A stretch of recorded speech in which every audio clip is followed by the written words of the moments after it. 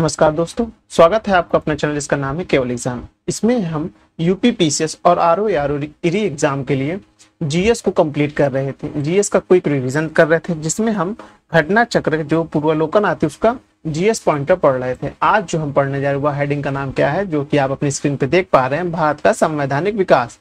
यह जो है मॉडर्न हिस्ट्री का पोर्शन है, ना कि पॉलिटी का। तो चलिए प्रारंभ करते हैं, लेकिन उससे पहले अगर आपने अभी तक हमारे चैनल को सब्सक्राइब नहीं किया, सब्सक्राइब कर लीजिए।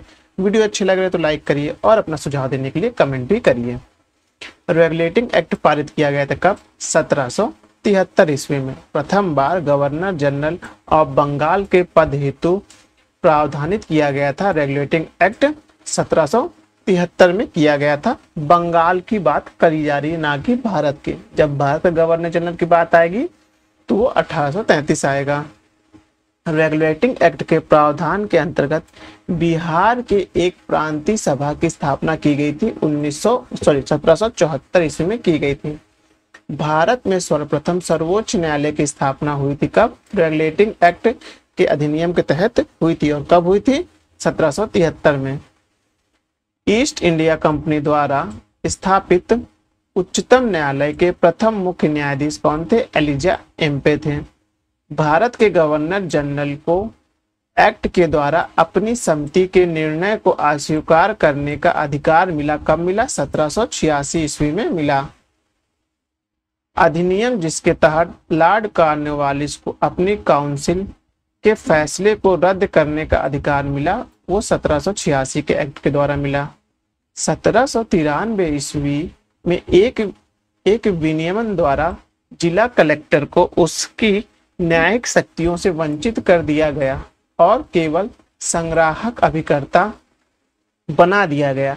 ऐसे विनियमन का कारण क्या था? कारण यह था कि लॉर्ड कॉर्नवालिस जिला कलेक्टर में संकेंद्रित इतनी विस्तृत शक्तियों से सतर्क हो गया था और महसूस कर रहा था कि एक व्यक्ति में इतनी परम शक्ति होना अवांछनीय है। अब उसके आगे देखते हैं कि भारतीय व्यापार में ईस्ट इंडिया कंपनी का एकाधिकार समाप्त हो गया था कब? 1813 में। लेकिन पूर्णतः एकाधिकार समाप्त नहीं हुआ था। 1833 में पूर्णतः एकाधिकार समाप्त हो जाता है, जब ईस्ट इंडिया कंपनी से चाय और चीन के साथ व्यापार करने पर मनाही भी कर दी जाती है। मनाही शब्द गलत है, मतलब कि एकाधिकार को खत्म किया जाता है। वह अधिनियम जिसके द्वारा ब्रिटिश संसद ने चाय और चीन के साथ व्यापार को छोड़कर ईस्ट इंडिया कंपनी के साथ भारत के साथ व्यापारिक एकाधिकार समाप्त कर दिया गया था, वह था 1813 का एक्ट था।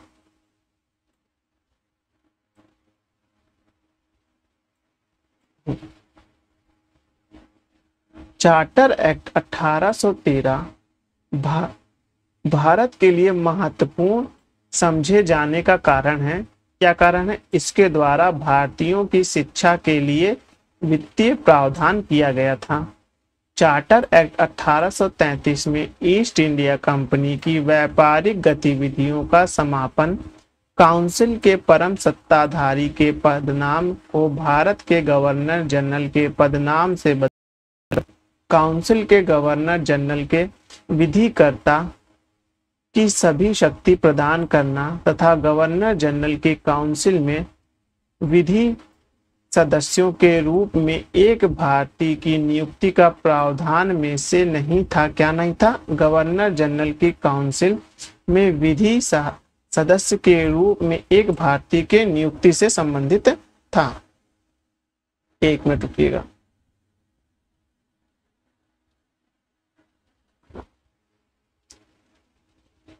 लोक सेवा की परीक्षा इंग्लैंड तथा भारत में एक साथ कराने की संस्तुति की थी किसने?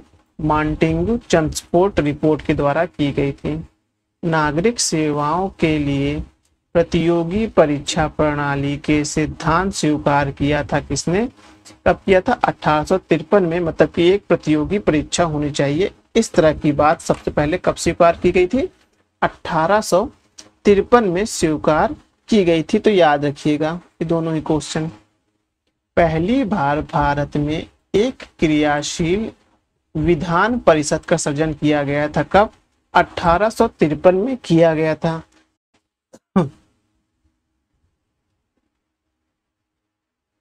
ब्रिटिश सरकार अंतरिम रूप से भारत एवं इंग्लैंड में एक ही समय साथ साथ इंडियन सिविल सर्विसेज की परीक्षा आयोजित करने हेतु सहमत हुई थी।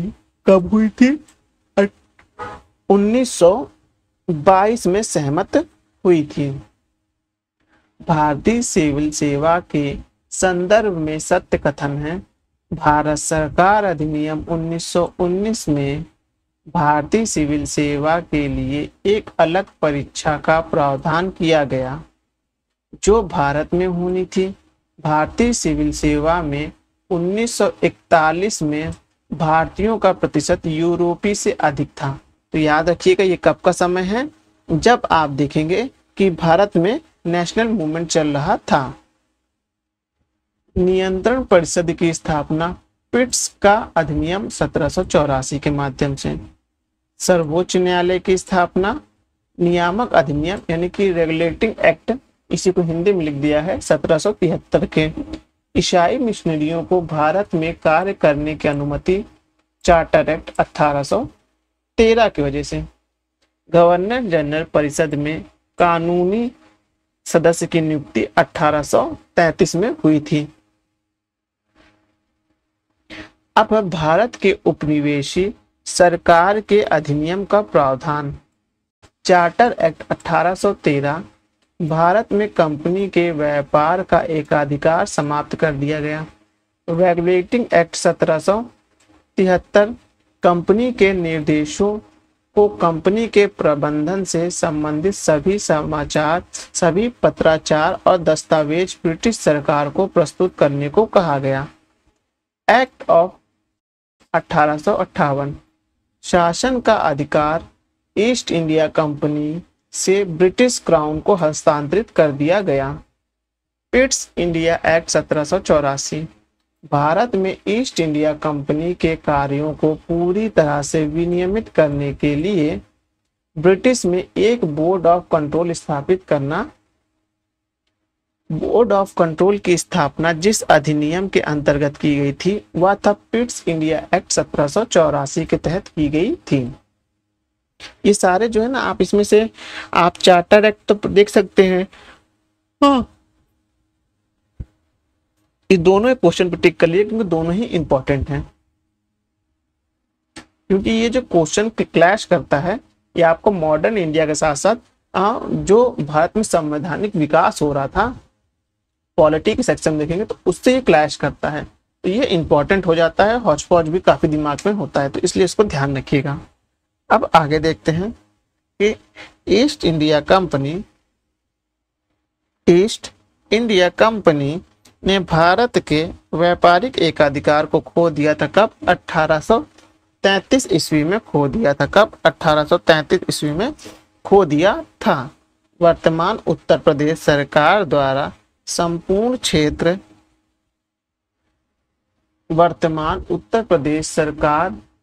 उत्तर प्रदेश का संपूर्ण क्षेत्र बंगाल प्रेसिडेंसी से अलग करके आगरा प्रेसिडेंसी के अधीन कर दिया गया। कब? 1834 में किया गया। कब किया गया? 1834 में किया गया। भारत का शासन ईस्ट इंडिया कंपनी के क्राउन्स को स्थानांतरित किया गया था 1858 के भारत सरकार अधिनियम के अंतर्गत किया गया था।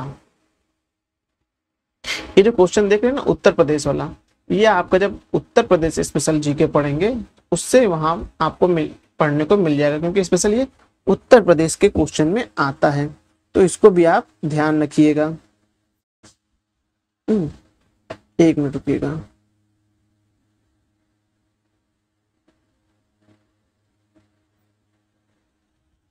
अब भारत का शासन ईस्ट इंडिया कंपनी के क्राउन को स्थानांतरित किया गया था 1858 के समय किया गया था। सही कथन है। गवर्नमेंट ऑफ इंडिया एक्ट 1858 के अंतर्गत ब्रिटिश संसद ने ईस्ट इंडिया कंपनी को पूर्णतः समाप्त कर भारत में सीधा शासन का उत्तरदायित्व ग्रहण किया। भारत के गवर्नर जनरल को अध्यादेश जारी करने की शक्ति प्रदान की गई। इंडियन काउंसिल एक्ट 1861 के द्वारा। अधिनियम जिसमें सामूहिक कार्यचालन के स्थान पर विभाग या विभागीय पद्धति द्वारा वायसराय की कार्यकारिणी परिषद पर उसके प्राधिकार को और बल दिया गया हुआ था इंडियन काउंसिल एक्ट 1861। भारतीय विधान परिषद को बजट पर बहस करने की शक्ति प्राप्त हुई थी कब? भारतीय परिषद अधिनियम 1892 के द्वारा। अंग्रेजों ने भारत में सर्वप्रथम परोक्ष, प्रत्यक्ष नहीं, देखिए परोक्ष निर्वाचन प्रणाली शुरुआत की थी कब? 1892 में की थी। तो ये याद रखिएगा, ये भी जो है इंपॉर्टेंट क्वेश्चन है, 1892। अब है भारत में मीडिया का नियंत्रण करने के लिए एक्ट लाए गए कब? 1935 में लाया गया, 67 में लाया गया, 78 और 1908। तो ये याद रखिएगा, ये क्रम लगाने को आ सकते हैं प्रश्न, क्योंकि ये इंपॉर्टेंट है।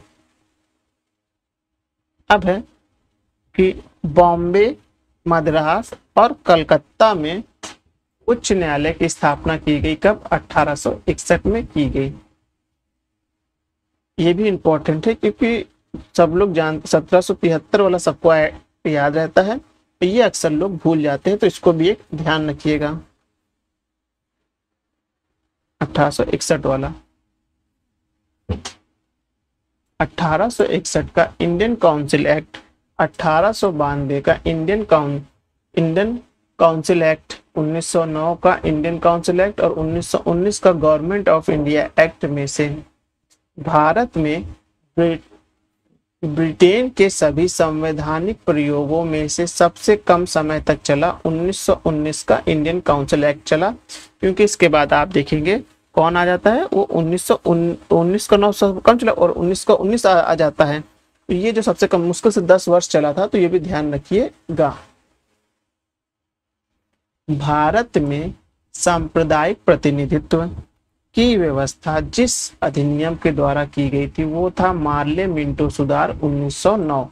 इसी में आप देखेंगे कि मुस्लिम लीग ने तो के माध्यम से मुसलमानों को पृथक निर्वाचन की घोषणा की गई थी।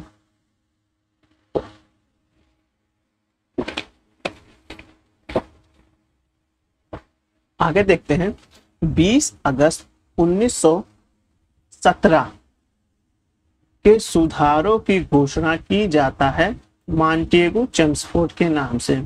मॉन्टेगू चेम्सफोर्ड की रिपोर्ट भारत सरकार अधिनियम 1919 के आधार पर बनी। द्वैत शासन का जनक माना जाता है सर लियोनी कार्टेज को। ये इंपॉर्टेंट है। द्वैत शासन मतलब कि एक केंद्र का शासन और राज्य के शासन का जनक किसे माना जाता है? सर लियोनी कार्टेज को। ये इंपॉर्टेंट है मुझे लगता है, तो ये ध्यान रखिएगा। ये क्वेश्चन बहुत ज्यादा इंपॉर्टेंट है, नाम पूछा जा सकता है परीक्षाओं में, इसको तो इंपॉर्टेंट कर लीजिएगा। 1919 में जब मॉन्टेगू चेम्सफोर्ड अधिनियम पास हुआ तब इंग्लैंड का प्रधानमंत्री कौन था? Lord George. कौन था? लॉर्ड जॉर्ज था। ये ध्यान रखिएगा। भारत में एक रुकिए मैं इसको टिक कर लेता हूं। प्रांतों में द्वैत शासन प्रणाली अधिनियम के अंतर्गत लागू की गई थी, वर्ष 1919 में लागू की गई थी। उसके बाद है भारतीय इतिहास के संदर्भ में द्वैत शासन यानी डायरकी सिद्धांत निर्देशित करता है प्रांतों में प्रत्यायोजित विषयों का 2 प्रभागों में विभाजन। तो ये इंपॉर्टेंट ध्यान रखिएगा। मॉन्टेगू चेम्सफोर्ड प्रस्ताव संबंधित था संवैधानिक सुधारों से संबंधित था। भारत सरकार अधिनियम 1919 ने स्पष्ट रूप से परिभाषित किया केंद्रीय एवं प्रांतीय सरकारों के अधिकारों को। द्वैत शासन प्रणाली लागू करने वाला एक्ट आया कब आया? 1919 में आया। कब आया? 1919 में आया। अब आगे देखते हैं।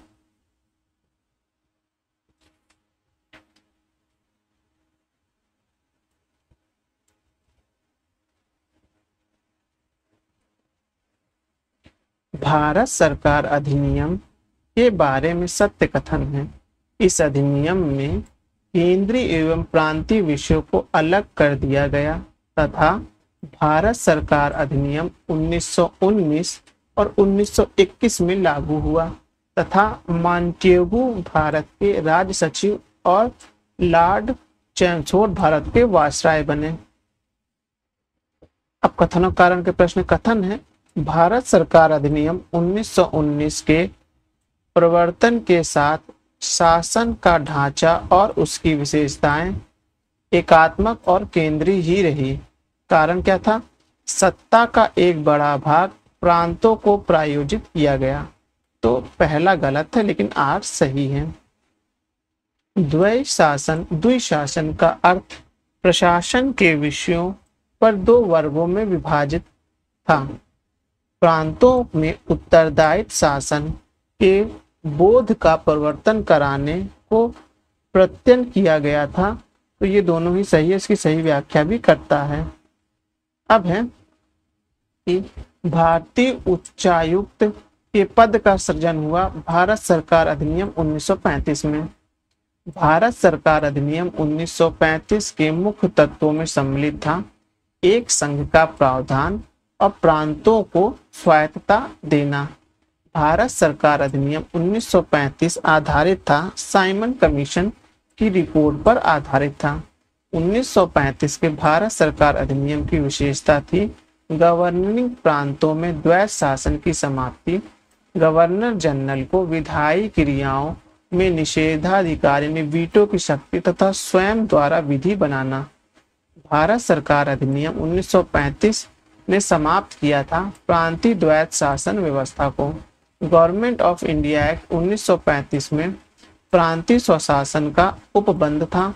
एक संघीय न्यायालय यानी फेडरल कोर्ट की स्थापना की बात की गई थी तथा केंद्र में अखिल भारतीय समिति का उपबंध किया गया था। तो ये सब आप ध्यान रखिएगा। भारत सरकार 1935 का गवर्नमेंट ऑफ इंडिया एक्ट महत्वपूर्ण है। यह भारतीय संविधान का प्रमुख स्रोत है, आपको पता है। 1935 के एक मिनट रुकिएगा 1935 के भारत शासन अधिनियम की केंद्र में 7 राज्यों में द्वैत शासन, द्विशासन विधानमंडल, प्रांतीय स्वायत्तता तथा एक अखिल भारतीय संघ में से एक विशिष्ट युक्त नहीं है। क्या नहीं है? केंद्र में साथ ही साथ राज्यों में द्वैत शासन। 1935 के भारत अधिनियम द्वारा प्रस्तावित फेडरल यूनियन में राजसी प्रांतों को शामिल करने के पीछे अंग्रेजों की असली मंशा थी। राष्ट्रवादी नेताओं को साम्राज्यवाद विरोधी प्रांतों को यथार्थ करने के लिए राजाओं का इस्तेमाल करना। 1935 के बारे में कहा जाता था एक कार जिसकी ब्रेक तो है पर इंजन नहीं। किसने कहा था? ये जवाहरलाल नेहरू ने कहा था। तो ये याद रखिएगा। वह अधिनियम जिसके द्वारा संवैधानिक निरंकुशता का सिद्धांत प्रस्तुत किया गया वह था 1935 का भारत सरकार अधिनियम। भारतीय राष्ट्रीय कांग्रेस ने अपने अधिवेशन में भारत सरकार अधिनियम 1935 को अस्वीकार किया था। लखनऊ अधिवेशन 1936 में स्वीकार किया था।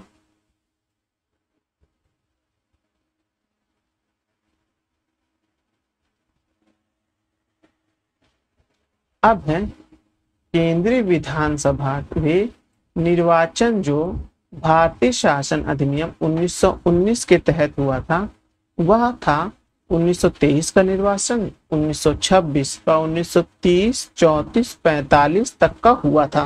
तो ध्यान रखिएगा कब तक हुआ था, 45 तक का हुआ था। ये इंपॉर्टेंट क्वेश्चन है। अभी जो RO की परीक्षा निरस्त हुई थी लीक पेपर होने की वजह से, उसमें इस तरह का क्वेश्चन आया था जिसमें पूछा गया था कि जो स्वतंत्रता के ठीक पहले जो निर्वाचन हुआ था वह किस अधिनियम के तहत हुआ था। तो वह क्या, कौन सा अधिनियम था, 1919 के अधिनियम के तहत हुआ था, ना कि 1935 के अधिनियम के तहत हुआ था।